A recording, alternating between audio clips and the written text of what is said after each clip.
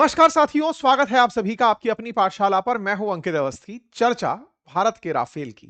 भारत का राफेल जो बना है फ्रांस में, भारत के पास 36 यूनिट इसकी अवेलेबल हैं। सुर्खियों में अंतरराष्ट्रीय स्तर पर तब आया जब भारत ने ऑपरेशन सिंदूर में राफेल से भारत की सीमाओं में रहते हुए पाकिस्तानी सैन्य ठिकानों को, आतंकवादियों के अड्डों को, एयर स्ट्रिप्स को निशाना बनाया। भारत पाकिस्तान के बीच में जिस तरह से ऑपरेशन सिंदूर के दौरान फाइटर जेट्स जेट्स का शक्ति प्रदर्शन हुआ और भारत ने जितना पॉइंट पॉइंट के साथ प्रिसाइजली अटैक किया, चर्चा दुनिया भर के अंदर लड़ाकू विमानों को लेकर छिड़ गई। एफ फाइटर जेट में राफेल बढ़िया है या F-35 बेहतर है, F-16 बेहतर है, सुखोई बेहतर है या फिर JF-17 चाइना वाला बेहतर है, एक होड़ मच गई। ऑपरेशन सिंदूर जहां एक और राफेल का शक्ति प्रदर्शन कर रहा था, वहीं दूसरी ओर दुनिया भर में चाइना की मदद से पाकिस्तान फेक नैरेटिव फैला रहा था। फेक नैरेटिव इसलिए भी क्योंकि चाइना भी अपने फाइटर जेट्स दुनिया को बेचना चाहता है, लेकिन बदकिस्मती से उसके एक भी फाइटर जेट ने युद्ध में पार्टिसिपेट नहीं किया है, क्योंकि चाइना खुद युद्ध करने से डरता है। इसीलिए पाकिस्तान की मदद से उसने एक फेक नैरेटिव वॉर चलाना शुरू किया और कहा कि हमने भारत के राफेल गिरा दिए हैं अपने फाइटर जेट्स से। तो असल में जो पाकिस्तान के पास JF-17 हैं, जो चीन निर्मित हैं, उनसे उन्होंने भारत के राफेल गिरा दिए। टेक्निकली भारत के राफेल फ्रांस के राफेल हैं, फ्रांस से हमने परचेज किए हुए हैं। तो चाइना, पाकिस्तान और भारत और फ्रांस बहस छिड़ना शुरू हुई राफेल के नाम पर। भारत लगातार खंडन करता रहा कि हमारा कोई राफेल नहीं गिरा, लेकिन चाइना वैश्विक बाजार को पकड़ने की चाहत में फेक नैरेटिव को पाकिस्तान की मदद से इतना फैलाया कि उसे दुनिया भर के कई देशों में प्रदर्शनी देने तक का मौका मिला कि ठीक है, हमारा JF-17 देखो कि हमने क्या किया। नैरेटिव वॉर था। भारत इसको बार-बार खंडन करता रहा, लेकिन इसी बीच में फ्रांस के एक पायलट की खबर बाहर निकल कर आती है, जो कहते हैं कि साहब, चाइना के JF-17 ने राफेल को मात दे दी है। ये एक फ्रांसीसी पायलट, जो फ्रांसीसी पायलट खुद कभी राफेल उड़ाता था, उसका दिया बयान था। उसके बयान के बाद ये बात आग में घी की तरह बाहर निकल कर आई कि भाई, अगर फ्रांसीसी राफेल का पायलट ये बोल रहा है कि चाइना के JF-17 ने राफेल को मात दे दी, तो ये सुर्खी तेजी से चलने लगी। जब ये सुर्खी तेजी से चलने लगी, तो उस पायलट को बुलाकर पूछताछ हुई। ये हेडलाइन आज के सेशन में इसी बात की है कि ex France French navy Rafale pilot placed under investigation, उसको पूछताछ के लिए बुलाया गया है। आइए अब इस पूरे मामले की चर्चा करते हैं कि कहानी असल में है क्या। क्या इस पायलट का क्लेम सही है, या इस पायलट के साथ कुछ खेल हुआ है, और चाइनी जो सरकार है, वो पायलट्स के साथ असली खेल खेलती क्या है। कैसे एक पायलट के साथ भी कुछ ना कुछ खेल इसने कर दिया था। सारी बातें, पक्ष विपक्ष, सारी तर्क आपके सामने लेकर आएंगे। ये वो पायलट हैं, सरनेम के पीछे शुए लगा है, तो इन्हें हम शुए के नाम से संबोधित करेंगे। इन शुए के बारे में पता चलता है कि ये फ्रांस की नेवी के लिए काम कर चुके हैं। फ्रांसीसी नेवी का जो एयरक्राफ्ट करियर है, उसमें ये राफेल उड़ाया करते थे, और ये कई बार सुर्खियों में चाइनीज कनेक्शंस के कारण रहे हैं। ऑपरेशन सिंदूर जब हुआ, तब इनका बयान सुर्खियों में आया था। आगे बढ़े उससे पहले एक लिंक हमने कमेंट बॉक्स में पिन किया हुआ है, एक वेबिनार का, जिसमें हम, अगर आपको स्टेज पर चढ़ने से डर लगता है, तो हमने एक फ्री वेबिनार आपके लिए रखी है। आपको बोलने में हिचक आती है लोगों के सामने, तो इस रविवार को मैं 8 बजे शाम को एक वेबिनार कर रहा हूं, जिसमें आपके साथ कुछ अनुभव साझा किए जाएंगे और कुछ तरीके कैसे आप अपने डर को कम कर सकते हैं। आप चाहें तो उस गूगल फॉर्म को भर के क्लास का लिंक अपने पास फ्री ऑफ कॉस्ट मंगवा सकते हैं। साथियों, फ्रांस के पूर्व पायलट हैं पियरे हेनरी शुए। इन्होंने हाल ही में जो बयान दिए, मतलब पिछले साल जो बयान दिए, उसके चलते फ्रांस में इन्हें हिरासत में लेकर पूछताछ की गई। आरोप इन पर निकल कर आया कि इनके साथ चाइनीज एजेंट जुड़े हुए थे, जो इनको इनसे संवेदनशील जानकारी निकलवा निकलवा कर अपने काम में ले रहे थे। शुए की कहानी क्या है? असल में जब मई 2025 में भारत और पाकिस्तान के बीच में युद्ध शुरू हुआ, ऑपरेशन सिंदूर, उसमें भारतीय वायुसेना का विमान राफेल था। राफेल बढ़िया से दुश्मन के निशानों को ठिकाना लगा रहा था। लेकिन उसी बीच में ये जो पियरे हेनरी शुए हैं, इनका एक वीडियो बाहर आ जाता है, और वीडियो बाहर आता है तो इनके पीछे की कुछ उपलब्धियां भी साथ साथ आ जाती हैं। उपलब्धियों में कि आप 2021 तक फ्रांस के नेवी के अंदर काम किए हुए हैं, और आपने स्ट्राइकर फाइटर और राफेल एम फाइटर और फ्रांस के लिए उड़ाए हुए थे। चार्ल्स डी गुएला नाम से, जैसे अपने पास आईएनएस विक्रम है, वैसे ही इनके यहाँ पर चार्ल्स डी गुएला नाम का जो विमान वाहक पोत है, एयरक्राफ्ट कैरियर है, उस पर इन्होंने अपनी तरफ से सर्विसेज दी हुई थी। जब ये रिटायर हो गए 2021 में, उसके बाद ये डिफेंस कमेंटेटर बन गए, डिफेंस एक्सपर्ट बन गए। आसान भाषा में यूट्यूब के माध्यम से लोगों को समझाना शुरू किए फाइटर जेट्स के बारे में, उनकी काबिलियत के बारे में। जैसे आज आप अपने देश में भी बहुत सारे एक्स डिफेंस के पर्सनल्स को बहुत से विषयों पर राय रखते हुए सुनते हैं। आप उन्हें सुनते हैं, उनकी ओपिनियन सुनते हैं, उनकी कमेंट्री सुनते हैं। लेकिन उनकी कमेंट्री में यह बात कतई नहीं होती कि उनके पास अंदर की खबर का कोई सोर्स है या फिर अंदर की कोई बात जो है उनके पास पहुंची हुई है। बस आप उन्हें सुनते हैं। बिल्कुल वैसे ही ये भी अपनी बातें यूट्यूब पर कहते थे। 5.5 लाख इनके पास सब्सक्राइबर उस समय थे। इन्होंने उन्हीं दौरान यूट्यूब पर एक वीडियो बनाकर डाला और कहा कि हमने किस प्रकार से, मतलब चाइना वालों ने किस प्रकार से राफेल को निशाना बनाया। ये इनका चैनल है और इस चैनल पर इन्होंने इस खबर को डाला। जब ये खबर बाहर निकली तो इस खबर के साथ-साथ ही कई सारे विवाद बाहर निकल गए। विवाद निकले उससे पहले कुछ और बातें भी निकली थी। वो क्या थी? असल में 2019 में इन्हीं शूए के ऊपर, जो पियरे हेनरी शूए हैं, इन पर जांच बैठ चुकी थी। किस बात की जांच बैठ चुकी थी? कि जब सर्विस में थे, उसी समय ये चाइना की यात्रा पर गए थे। अक्सर जब आप सेना में हो, किसी प्रशासनिक सेवा में हो, आपको विदेश यात्रा से पहले सरकार से परमिशन लेनी होती है। फ्रांस में भी यही नियम है। ये फ्रांसीसी नेवी में रहते हुए बिना अपने सीनियर्स को इन्फॉर्म किए चाइना गए और चाइना जाकर वहां पर ट्रेनिंग दे दिए। किस बात की ट्रेनिंग दे दिए?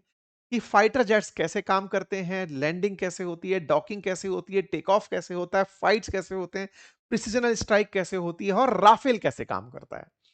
ये राफेल के बारे में ज्ञान उलटकर पाक चाइना में चले आए 2019 में। इनके ऊपर जांच बैठना शुरू हुई। जांच के नतीजे आते उससे पहले तो ये राफेल के ऊपर चाइना की तारीफ के पुल भी बांध दिए। 2018 में जब ये गए थे, तब इन्होंने एयरक्राफ्ट कैरियर पर कैसे लैंडिंग होती है, उससे रिलेटेड काफी सारी जानकारियां वहां पर प्रॉपर तरीके से साझा की थी। इनकी जांच जब होना शुरू हुई, तो चर्चा अप्रैल 2025 की निकल कर आई, जब इनके मामले को पब्लिक प्रोसिक्यूटर के सामने रखा गया कि साहब ये इस प्रकार से कहीं ना कहीं विदेशी शक्तियों के साथ हमारी खुफिया जानकारी साझा कर रहे हैं। इंटरेस्टिंग है, मई 2025 में भारत और पाकिस्तान के बीच ऑपरेशन सिंदूर हुआ है और इनके ऊपर जांच पहले से ही बैठ चुकी थी। और जांच के साथ-साथ ये बात भी कि इन्हें कहीं न कहीं चाइना के द्वारा कुछ ल्यूक्रेटिव ऑफर्स दिए गए थे। यानी कि कुछ पैसे खिलाए गए थे, जिसके चलते ये सर्विसेज में रहते हुए चाइना गए थे। ये खबर भी 2023 में आ गई थी। यानी कि एक व्यक्ति जिसने पूरी दुनिया में ये गलतफहमी को बल दे दिया कि राफेल से बेहतर जेएफ-17 है, उस पर 2025 से पहले ये सारी न्यूज़ कटिंग्स आप 2023 की आप देख रहे हैं। आप 2019 की आप देख रहे हैं, 2018 की आप देख रहे हैं। इस व्यक्ति के ऊपर कई सारी जांच बैठ चुकी थी और उनके बाद में ये जब निकल कर आते हैं, अप्रैल की खबर निकल कर आती है कि फ्रांस बकायदा इस बात की जांच कर रहा है कि साहब इन्होंने चाइना के साथ कुछ ना कुछ जानकारियां साझा की हैं। ये हेडलाइन बनकर आती है। फिर अगले महीने राफेल हो जाता है। अगले महीने मतलब ऑपरेशन सिंदूर हो जाता है। ऑपरेशन सिंदूर होता है, उस समय भी ये चुप नहीं रहते, उस समय उनकी तारीफ कर देते हैं। यानी कि जो बात ये कह के आए, जिसके पैसे इन्हें मिले, वो बात ये कहते हुए बाद में भी पाए जाते हैं। इसीलिए इन पर आरोप शुरू हुआ कि आपने राष्ट्रीय रक्षा से जुड़े हुए कुछ गोपनीय रहस्य उजागर किए, विदेशी शक्ति के साथ खुफिया संबंध बनाए, राष्ट्र के मूलभूत हितों से जुड़ी जानकारी एकत्र की और विदेशी शक्ति को संवेदनशील जानकारी उपलब्ध कराई। इनके ऊपर अभी इसी के चलते फिर से जांच बैठी है और इनके इंटेलिजेंट कनेक्शंस की जांच की जा रही है। शुए ने अपनी सफाई में कहा कि मैं 2 दिवस की यात्रा में गया जरूर था, लेकिन मैंने वहां पर अपनी जानकारी साझा नहीं करी। लेकिन साहब, ऑपरेशन सिंदूर में ही इनका विवादित बयान चर्चा में रहा था, जब इन्होंने 14 मई को अपने डाले गए एक वीडियो में कहा कि पाकिस्तानी वायुसेना का जे-10 और जे-10 लड़ाकू विमान और पीएल-15 लंबी दूरी की जो मिसाइलें हैं, उन्होंने राफेल को मार गिराया। इन्होंने बाकायदा जेएफ-17 और जे-10 को लेकर के कहा कि इस तरह से पाकिस्तान के पास जो जे-10 है, उसने राफेल को मार गिराया। इस तरह से इन्होंने थंबनेल बनाकर अपना वीडियो डाला था। ये कोई साधारण व्यक्ति या कमेंटेटर नहीं था। ये खुद वो व्यक्ति था जिस पर आरोप थे चाइना को जाकर खुफिया जानकारी देने के, जिसके ऊपर आरोप थे कि ये चाइना का नैरेटिव वॉर चला रहा है। बाकायदा जिस समय पाकिस्तान फेक नैरेटिव चला रहा था, इनको बयान देने के पैसे दिए गए कि आप अगर ये बात बोलोगे तो लोग ट्रस्ट करने लगेंगे क्योंकि आपने भी राफेल उड़ाया है। तो जब आप ये बात बोलेंगे तो लोग आपकी बात मानने लगेंगे। ये उस वीडियो के अंदर की कुछ क्लिप्स हैं जिसमें उन्होंने ये बात कही और कहा कि इनका JF-17 और J-10 राफेल किलर हैं और चीनी वायुसेना का अब तकनीकी दबदबा स्थापित हो चुका है।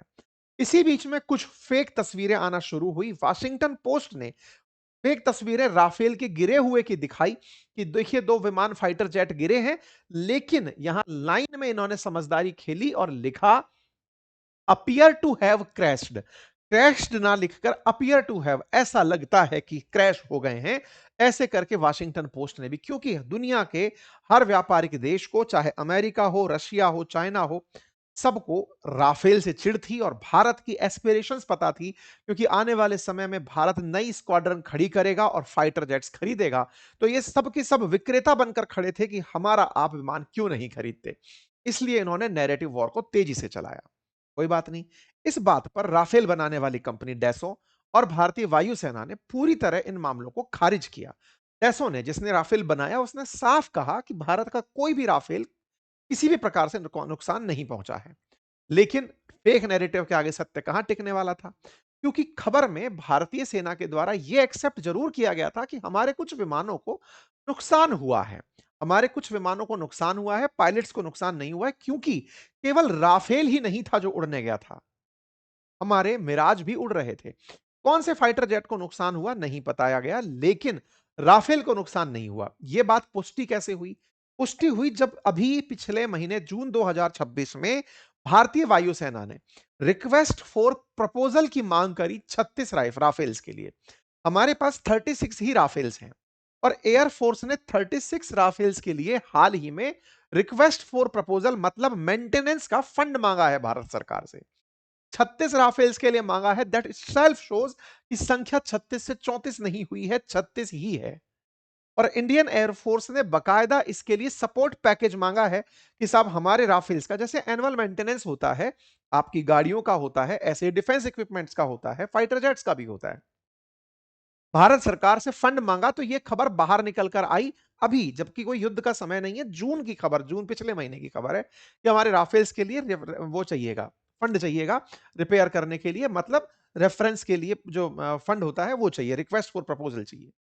ये बात जब बाहर निकल कर आई तो एक चीज तो स्थापित हुई कि राफेल सुरक्षित हैं, भारतीय वायुसेना के पास सारे स्क्वाड्रन बरकरार हैं। लेकिन नैरेटिव वॉर में, अच्छा इंटरेस्टिंग है, कई ऐसे भी लोग बाहर निकल कर आए जिन्होंने कहा हम सेना के लोग हैं, हम जानते हैं। ये सच है। वास्तविकता में जो सर्विसेज में हैं, जो काम कर रहे हैं, जो वहीं पर हैं, वही सत्य जानते हैं। खैर, इसके बावजूद भी फिलहाल फैक्ट्स आपके सामने। अब सवाल बना कि वाकई में ये जो J-10 है और राफेल है, इनमें से किसके पास क्या काबिलियत है? तो देखिए, दोनों ही 4.5th जनरेशन के फाइटर जेट्स हैं। राफेल फ्रांस से बनकर आया, J-10 चाइना से बनकर आया, पाकिस्तान के पास है। दोनों की अगर तुलना की जाए तो प्राइजेस की तुलना कंपैरेटिवली राफेल महंगा है। स्पीड की बात की जाए तो J-10 तेज चल सकता है। रेंज की बात की जाए तो राफेल दूर तक जा सकता है। पेलॉड्स ले जाने के अंदर भी राफेल बाहर निकलता है और मारक क्षमता में J-10 की मिसाइल दूर तक मारने की क्षमता रखती है। ऐसे ही JF-17 भी 4.5th जनरेशन का है। कहने का मतलब यह है कि दोनों ही कंपिटिटिव इन फाइट्स हैं। जब 4.5th जनरेशन का है तो ऑलमोस्ट किसी के अंदर 100-200 किलोमीटर का ऊपर नीचे अंतर आएगा। इसीलिए कहते हैं कि कई बार मैटर ये नहीं करता कि फाइटर जेट किसके पास है, मैटर ये करता है चला कौन रहा है। इसीलिए बार-बार हम मिग की और अभिनंदन की चर्चाएं सुनते आए हैं। हालांकि भारत ने बाद में क्लेम करते हुए कहा कि हमने कई F-17 और JF-17, F-16 और JF-17, F-16 अमेरिका द्वारा चाइना पाकिस्तान को दिए हुए हैं वो वाले, बोले हमने इनको गिराया था मई की कन्फ्लिक्ट में, क्योंकि हमने तो एयर स्ट्रिप्स को ही नुकसान पहुंचाया था, तो जहां पहुंचाए थे वहां खड़े थे, वहां पर उनका नुकसान हुआ।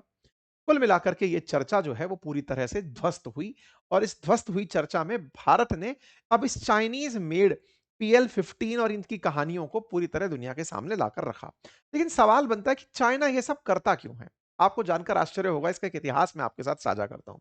इतिहास यह है कि चाइना लगातार या तो किसी का फाइटर जेट पकड़ने की कवायद में रहता है या फिर उसके पायलट्स को पकड़ने के लिए, ताकि वो सीख सके कि अल्टीमेटली ऑन ग्राउंड रियलिटी क्या है। मैं फिर बता रहा हूं, चाइना युद्ध नहीं करता, इसीलिए उसकी फाइटर जेट्स को लेकर उसके अंदर डर है। ऐसे में खबर 2026 फरवरी की ही है, जब यूएस ने आरोप लगाया कि इसने F-35 पायलट्स को बुलाया था। किसने? चाइना ने। आरोप देखिए, यूएस की 5 आई नाम से इनकी एक इंटरनल खुफिया एजेंसी है, मतलब अमेरिका की जो सीआईए है, यूके की जो MI6 है, ऐसे 5 देश मिलकर के खुफिया जानकारी, Canada, US, UK, France, Australia और न्यूजीलैंड, ये अपनी खुफिया जानकारी साझा करते हैं। उनने 2024 में आरोप लगाया कि जो रिटायर्ड हुए हमारे वेस्टर्न मिलिट्री ट्रेनर्स हैं, इनको चाइना हायर कर रहा है। और देखो, नाटो कंट्रीज के भी कई देशों ने यह आरोप लगाया कि साहब चाइना रिक्रूट कर रहा है उन पायलट्स को जो कि हमारे यहां सर्विस कर चुके हैं।